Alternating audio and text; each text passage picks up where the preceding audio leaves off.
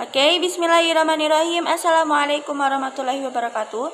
Di sini saya akan mempresentasikan PPT saya yang berjudul Ahlus Sunnah wal Jamaah di Indonesia untuk memenuhi tugas kuliah mata kuliahnya yaitu Aswaja. Baik, kita lanjut. Nah, sebelumnya perkenalkan nama saya Bena Septiana Dewi Putri, bisa dipanggil dengan Bena. Lalu saya mengambil program studi yaitu PAI dengan NIM saya yaitu 230111013. Oke. Selanjutnya, di sini saya akan memberitahukan kepada teman-teman semua ada beberapa topik pembahasan yang akan saya bahas di presentasi kali ini. Yang pertama ada pengertian Aswaja, yang kedua ada sejarah Aswaja, dan yang ketiga adalah tokoh Aswaja, dan yang terakhir adalah ajaran Aswaja. Nah, di sini saya akan menjelaskan tentang pengertian Aswaja sekaligus sejarah Aswaja. Jadi bab 1 dan bab 2 itu digabung menjadi satu ya. Nah, pengertian Ahlus Sunnah wal Jamaah secara terminologi yang oleh kaum Nahdliyin disingkat menjadi Aswaja, itu terdiri dari tiga bahasa Arab, tiga kata dalam bahasa Arab. Yang pertama itu ada ahlun, yang kedua ada sunnah, dan yang ketiga ada al-jamaah. Baik, kita simak apa saja arti-arti dari tiga bahasa Arab ini. Nah, yang pertama itu ada ahlun. Ahlun itu artinya apa? Yaitu keluarga, golongan, atau pengikut komunitas. Seperti itu. Lalu yang kedua ada sunnah, yang artinya segala sesuatu yang diajarkan oleh Rasulullah. Maksudnya semua yang datang dari Nabi, berupa perbuatan, ucapan, dan pengakuan Nabi Shallallahu Alaihi Wasallam. Jadi sunnah di sini maksudnya di Aswaja ini yaitu kita mengikuti semua perbuatannya Rasul. Seperti Rasul memerintahkan kita sholat, berarti kita harus sholat gitu. Rasul memerintahkan kita untuk puasa, di hadisnya itu ada, maka kita pun juga harus berpuasa seperti itu. Lalu ucapan, lalu pengakuan Nabi Muhammad SAW. Maksudnya pengakuan di sini seperti apa? Seperti misalkan ada sahabat Nabi yang melakukan sesuatu, tetapi Nabi hanya mendiamkan atau malah menyetujui suatu perbuatan tersebut yang tidak merugikan orang lain, seperti itu, yang malah menjadi manfaat, seperti itu. Nah, yang terakhir itu ada al-jamaah. Nah, al-jamaah itu artinya adalah al-jamaah itu artinya adalah apa yang telah disepakati oleh para sahabat Rasulullah pada masa Khulafaur Rasyidin. Nah, Khulafaur Rasyidin itu siapa aja? Yaitu ada 4. Ada 5 ya? Atau berapa? Intinya itu adalah Abu Bakar, lalu Umar bin Khattab, lalu Ali bin Abi Thalib, lalu Utsman bin Affan. Ya, ada 4 ya. Nah, dari deskripsi yang ada bisa dipahami bahwa Ahlus Sunnah wal Jamaah ialah golongan yang mengikuti perilaku Nabi Muhammad pada zaman pemerintahan sahabat Nabi.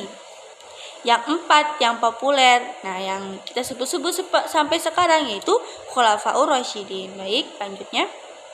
Nah, pengertian Aswaja yang lainnya yaitu yang pertama ada 1, yaitu menurut Imam Asy'ari Ahlus Sunnah wal Jamaah adalah golongan yang berpegang teguh kepada Al-Quran dan hadis. Jadi tidak hanya berpegang teguh kepada Al-Quran, tetapi juga berpegang teguh kepada hadis. Nah, dan juga apa yang diriwayatkan sahabat tabi'in, imam-imam hadis, dan apa yang disampaikan oleh Abu Ubaidillah Ahmad ibn Muhammad ibn Hanbal. Nah, apa perbedaan sahabat dan tabi'in? Sahabat itu adalah orang-orang yang hidup bersama Nabi, di zaman Nabi, dan mereka itu melakukan suatu kegiatan atau contohnya seperti peperangan, dan itu bersama dengan Nabi ya, dan meninggalnya pun ketika masih beriman dan dalam keadaan beragama Islam, seperti itu. Nah, sedangkan yang disebut dengan tabi'in adalah orang-orang yang hidup di zaman hidup tidak bersama Nabi tapi hidup bersama dengan sahabat-sahabat Nabi, itu namanya tabi'in. Nah, lalu Ahlus Sunnah wal Jamaah, yang opsi kedua, Ahlus Sunnah wal Jamaah adalah komunitas orang-orang yang selalu berpedoman kepada sunnah Nabi Muhammad dan jalan para sahabat, baik dilihat dari aspek akidah, agama, amal-amal lahiriah atau akhlak hati, seperti itu. Nah, selanjutnya yaitu dengan demikian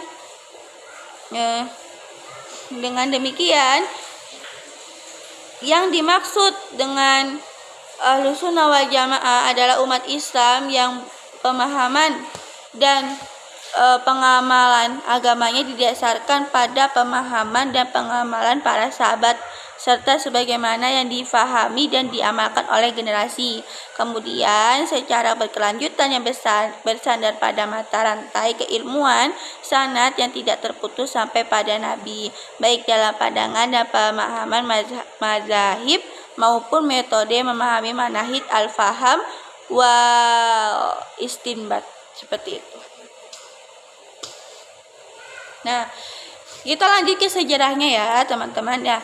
Di sini menurut telaah sejarah, istilah aswaja itu muncul sebagai reaksi terhadap faham kelompok Mu'tazilah yang dikenal sebagai kaum rasional Islam yang ekstrem. Kelompok ini mengedepankan pemahaman teologi Islam yang bersifat rasional akal dan liberalisme. Nah, waktu itu yang ekstrem itu adalah Syiah dan Gutam, itu yang ekstrem ya, dan di sini itu yang ekstrem ya, dan di situ mereka tidak mengakui bahwa khalifah sebelum Ali bin Abi Thalib seperti Abu Bakar, Umar bin Khattab dan Utsman bin Affan itu sebagai khalifah, seperti itu. Dan mereka menganggap bahwa Khulafaur Rasyidin sebelum Ali bin Abi Thalib itu tidak sah, seperti itu. Nah, selanjutnya melansir NU Online, munculnya aswaja merupakan respon atas kelompok-kelompok ekstrim dalam memahami dalil-dalil agama Islam.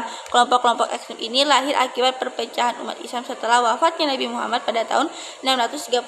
Dan itu tadi yang saya jelasin tadi tentang komunitas ekstrim itu seperti Syiah dan lain sebagainya. Nah,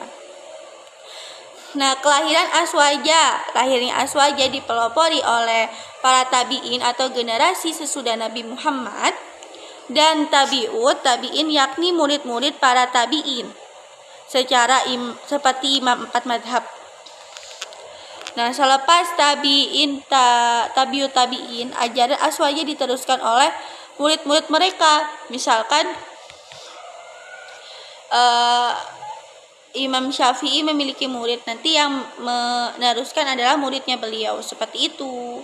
Makanya sampai sekarang mazhab-mazhab tersebut masih terjaga keasliannya karena yang meneruskan adalah penerusnya, seperti itu. Nah, dan akan dikembangkan pula oleh generasi-generasi berikutnya seperti generasi Imam Abul Hasan al-Asy'ari dan Imam Abu Mansur al-Maturidi. Nah, lanjut. Nah, tokoh ajaran aswaja di Indonesia. Nah, di sini kita akan mempelajari tentang istilah Ahlus Sunnah wal Jamaah semakin tampak pada zaman pemerintahan Khalifah Al-Ma'mun, yaitu pada tahun berapa? Tahun 198 sampai 218 Hijriah atau yang bertepatan dengan 813 sampai 833 Masehi. Nah, di ajarannya pula dalam memahami dalil Al-Quran dan Sunnah, aswaja mengikuti metodologi para sahabat, yakni metodologi jalan tengah moderat, keseimbangan antara penggunaan teks suci dan akal, seperti itu. Teks suci itu maksudnya ya udah Al-Quran dan hadis itu. Nah, pada abad ke-3 Hijriah timbullah golongan yang bernama kaum Ahlus Sunnah wal Jamaah. Nah, di situ ada ketuanya, ya ada dua tokoh pendiri Ahlus Sunnah wal Jamaah itu ada dua. Siapa aja? Yaitu Syekh Abu Hasan al-Asy'ari dan Syekh Abu Mansur Al-Maturidi yang tadi saya sebutkan tadi ya. Nah, selanjutnya 3 ajaran Aswaja Indonesia. Itu kita membahas 3. Yang pertama ada yang pertama ada iman, yang kedua ada Islam atau ilmu fikih, dan yang terakhir ada ihsan atau tasawuf. Nah, iman itu apa artinya? Iman itu artinya percaya. Nah, di sini penjelasannya adalah iman adalah keyakinan hati seorang mukmin terhadap kebenaran ajaran-ajaran Islam. Baik itu meliputi hal-hal ketuhanan, kenabian, dan hal-hal yang gaib gitu, yang telah dijelaskan dalam Al-Quran dan hadis. Jadi di Aswaja itu tidak hanya mempelajari tentang bagaimana cara sholat atau bagaimana hukum ini itu, tetapi juga mempelajari tentang keimanan kita kepada Allah, kepada Nabi Muhammad, kepada hal-hal yang gaib. Ketika kita sudah mempercayai bahwa Allah itu ada, Allah itu satu, dan Nabi Muhammad adalah Rasulullah yang diutus oleh Allah, dan setan-setan itu adalah makhluk gaib, malaikat pun makhluk gaib. Ketika kita sudah mempercayai itu, berarti kita sudah memiliki iman di dalam diri kita. Nah, selanjutnya yaitu Islam atau ilmu fikih ya. Islam dapat terwujud dengan melaksanakan hukum dan aturan fikih yang telah ditetapkan oleh Al-Quran dan hadis dengan berbagai perangkat pemahamannya. 4 mazhab yang bertahan yaitu mazhab Syafi'i, Maliki, Hanbali, dan Hanafi. Sedangkan yang lain sudah tidak ada lagi generasi yang meneruskannya. Maka mazhabnya tidak terjaga keasliannya. Intinya mazhab yang masih terjaga keasliannya hanya ada 4 mazhab: Hanafi, Hanbali, Maliki, dan Syafi'i. Baik, yang terakhir ada ihsan atau tasawuf. Apa itu tasawuf? Tasawuf adalah usaha untuk menjaga hati agar dalam berperilaku dan bertingkah laku selalu menuju satu harapan, yaitu mengharap ridha Allah Subhanahu wa taala sebagai wujud dari ihsan. Sampai sini. Jadi ya, sampai sini presentasi yang saya berikan. Semoga apa yang saya sampaikan itu bermanfaat bagi kita semua. Cukup sampai sini. Terima kasih atas perhatiannya. Dan ya, thank you for your attention semuanya. Syukran. Kami pamit. Syukran. Wassalamualaikum warahmatullahi wabarakatuh.